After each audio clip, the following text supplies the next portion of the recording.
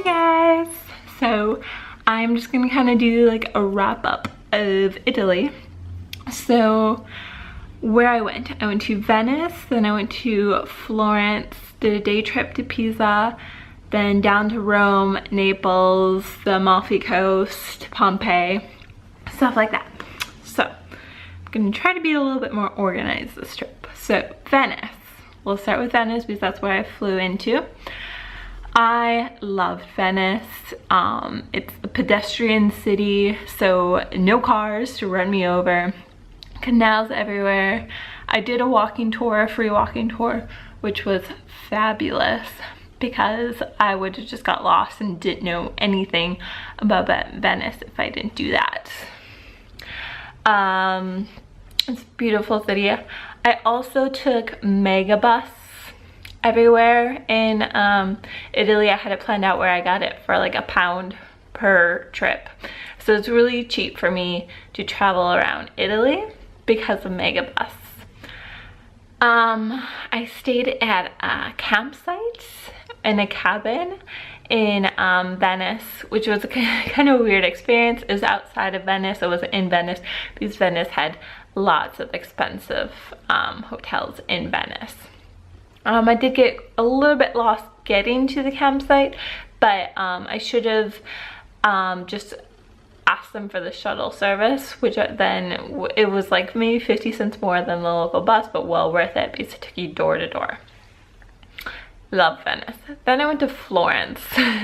Florence was very, very beautiful. I was there for 3 or 4 days. And I didn't appreciate it because I was like, oh, Italy is all like, it's gonna be beautiful everywhere. The highs of Florence was just its beauty, its nature. People were very friendly, very relaxed. The pizza, oh my gosh, I went to a really good cheap pizza place in Florence, the highlight. Pisa, it was about round trip 20 euros to get to Pisa and back from Florence, which really all I wanted to do was take a stupid picture with the Tower of Pisa. That's all I wanted to do. So I don't think that was worth 20 bucks to go to Florence and back, but whatever, I did it. Took some crazy video or pictures.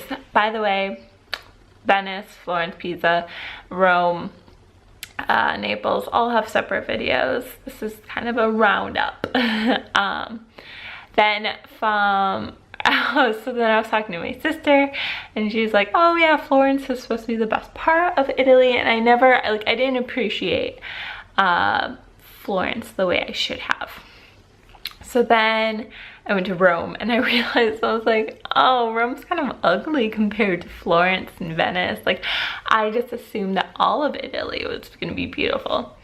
Rome was great for the architecture, the history, the Colosseum. I went to the Vatican City, which was very interesting. It's just a great town to walk around. By this point, I was getting very frustrated with the cars. They wouldn't stop for pedestrians like up north. Well, Venice, there's no cars, but Florence, I thought like maybe it was like 30-70, like 70% of the time they wouldn't stop for you, 30% they would stop for you, and it was either they're aggressively mean about it or aggressively nice about it. Now when I got to Rome, it's probably like 80-20%, where like 80% wouldn't stop for you, 20% would stop for you. And again, aggressively mean about it or aggressively nice about it. No middle ground. The food and the hostels are a bit more expensive in Rome than Florence and Venice, which I was really surprised. I thought Venice would be the most expensive because everything has to be shipped in. But no, it's touristy. But I did, when I came back, I did find some cheaper places in Rome. Hostels are just the city tax.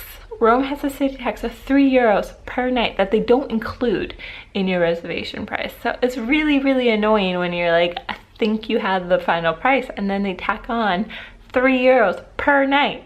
So that's so annoying. It's all over Italy, it's not just Rome, all over Europe actually. It's so annoying. And then I went to Naples. Naples is insane. Like, it's like a concrete jungle. Like, seriously. And I thought Rome was insane. Naples is insane. You have busy and exciting, and I love Naples. I understand that, like, I'm not in the majority there, but that's my type of city. Busy, chaotic. I would like there to be more nature. It's just all concrete. Everyone's outside, everyone's doing anything, and with the traffic, 0% stop for you. Like, they're all gonna run you over and kill you. So you have to, like, fight your way across the street if you're a pedestrian. It's just awesome chaotic. But I understand if you don't like that. It's busy, it's crowded, it seems dangerous, and I'm sure it is dangerous, but I didn't have any problems. Pickpocketers, all that stuff, never happened to me, but it does happen. Then I took a day trip to Pompeii. Pompeii was kind of like a life dream of mine ever since I was a little girl. I just, like, ever since I knew what Pompeii was, I just needed to go there. It just seemed like, in my head when I was a kid, when I found out about it, I was like, one day I'm gonna travel to Pompeii. Like, that was like in my head, like, extremely cool place to go to. And like, honestly, I've been to way cooler places and been to, like, I've done awesome things, but this is like, Pompeii was the one thing that I've been like wanting to do my whole life. So life goals achieved there, yay. Just beautiful ruins, really get a look into ancient Roman life. It's of a freaking volcano. Then the next day I did the Amalfi Coast, which I took a bus from Naples to Amalfi. It was just like 2 hours, an hour of it. I got really sick because I get bus sick, and it wasn't fun. And then, like, I got off the bus and I ate some gelato and some pizza, and it was fine. And so then I got a next bus to Positano, maybe I'm saying it wrong. And that was just a beautiful, beautiful town, except for I made a mistake and I didn't get a ticket from that bus to the next bus stop. So I laid on the beach for a few hours. It was a rocky beach, but it was really comfortable. And then I was like, where can I buy a ticket? And there is, like, the beach is down on the bottom of the hill and you have to climb up and down the hill, and the bus stop is on top of the hill.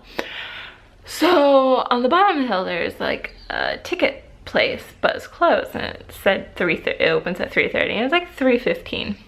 So I was like, do I wait 15 minutes, or I wonder if there's another place I can go?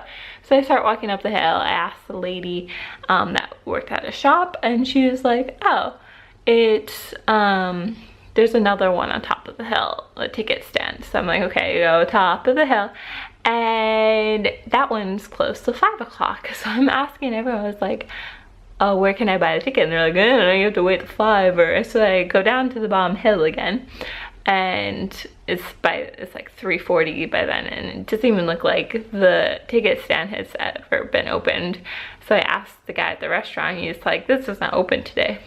So I was like, whatever, and I walked up to the top of the hill. The bus came every hour, so I didn't want to miss the bus. And so I just got on the bus, and no one asked me questions. I didn't pay anything. But I figure, like, if they don't, like, they should have their shit open if they want people to buy tickets. So, and I had already bought tickets, like, for the last 2 legs. So it wasn't like I wasn't getting a free ride through the whole thing. I don't feel guilty at all though. Then the rest of the trip was back to Naples. A beautiful coastline. I have some beautiful pictures and stuff.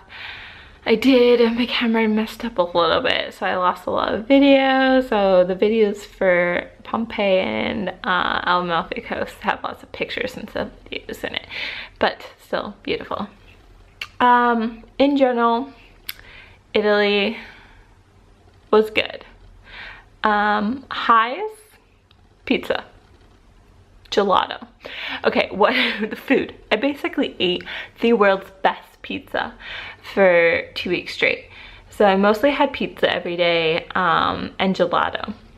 Occasionally, not so much, I had pasta, mostly pizza, and occasionally I had Nutella, but mostly pizza and gelato every day. Then that was just beyond. I don't think I'll ever eat pizza the same way again. It's just amazing. Lowe's,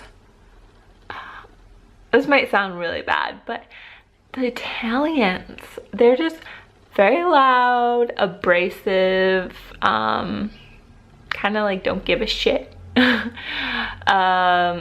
the smoking is like I say, you could be in a crowded place and they'll be like smoking and blowing it in your face, and I'll sort of like, excuse me, don't blow that in my face, and they'll just keep doing it. Not a care ever. They could care less that you don't smoke and you don't want secondhand smoke. That was kind of my biggest pet peeve, and they all smoke and they don't give a shit about anyone else. That was my take on Italians. And the driving, like, either stop or don't stop. Don't half of the time, half of the people stop, and half the time not people stop. Like, either have a rule that you have to stop or a rule that you don't. Like, don't have to use it. Like, I can deal if you don't stop at all, but just don't make me like guess if you're gonna stop or not. Yeah. The north is a lot more beautiful, but the south is a lot more fun. Some cool facts I learned. The coolest place I went to was Queen Margherita's grave. She is the person that Margherita Pizza is named after. The Italian flag is green, white, and red after the Margherita Pizza. So like the flag is of a pizza. So the coolest grave that no one recognizes Margherita's grave, because she pretty much invented pizza. Like, coolest person ever. And she is buried in the Pantheon, if you want to know. Yeah, so overall, great time in Italy, lots of cool pictures, met lots of cool people, but now I'm off to Greece tomorrow. So, ciao! Okay, so the last time I tried, this is just a little funny story. So the last time I tried to come to Italy was a few years ago, like 3, 4, 5 years ago, but I had already told the story. But I'm gonna insert that here because I don't want to say it again. So, inserted. Very much.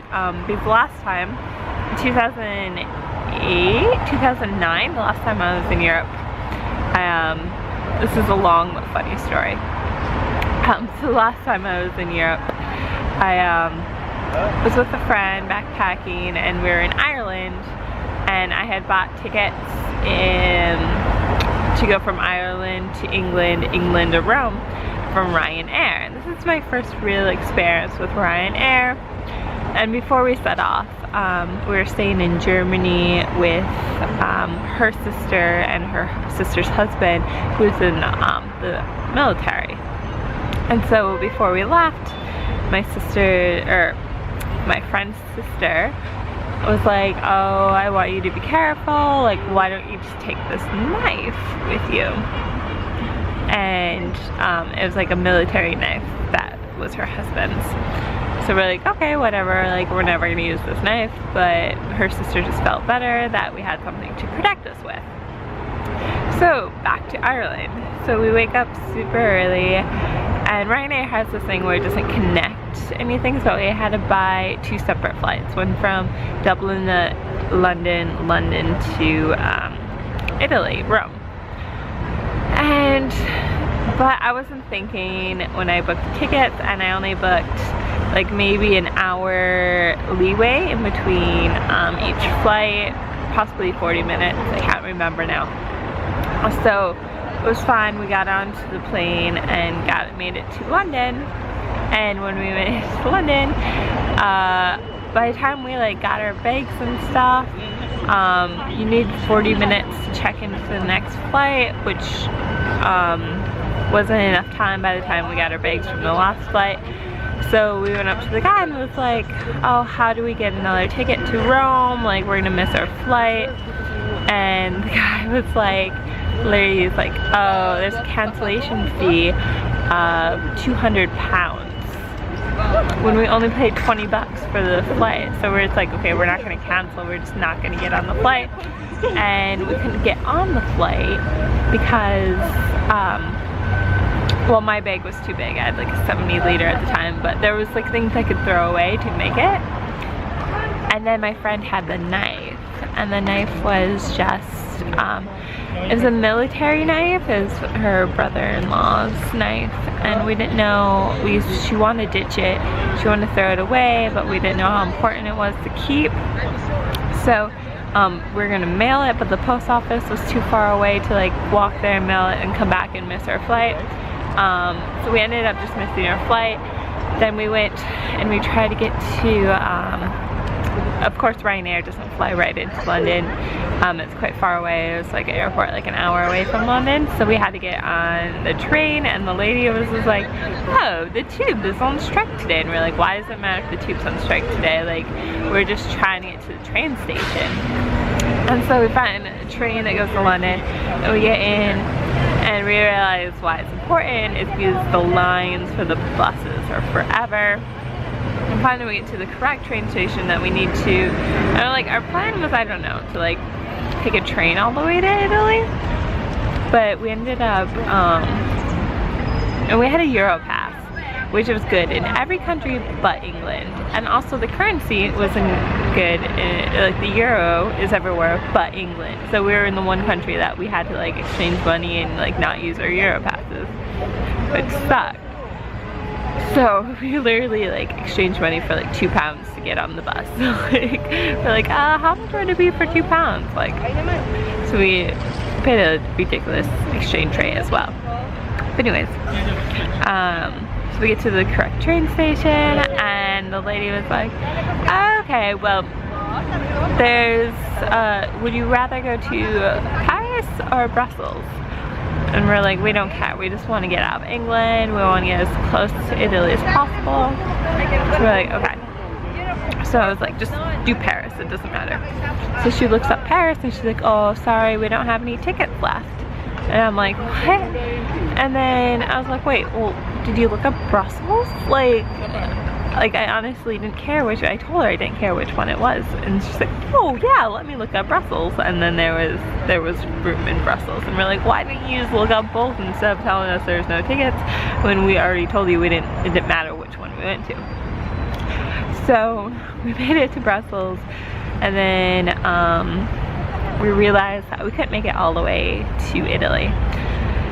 So we decided to go back to Germany, to Nuremberg, where her sister lives. But by the time we would have got to Nuremberg, it was like after midnight, and there wasn't any other trains until, she lived in a small city outside of Nuremberg, and she had a 2-year-old, and she was pregnant. She was like 8 months pregnant, my friend's sister.